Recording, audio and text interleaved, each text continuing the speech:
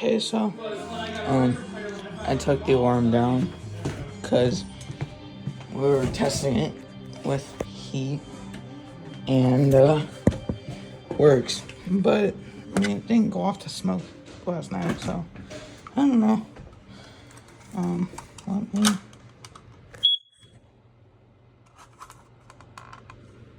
see if it'll go off.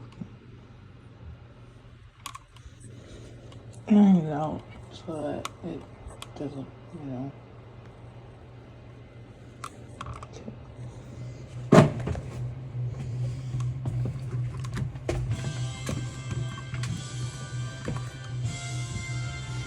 Okay, so here's the wiring harness. Yeah. So let's get it hooked back up.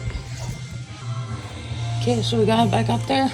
Let's got it back up there. So yeah, put it back on the cell. Yeah.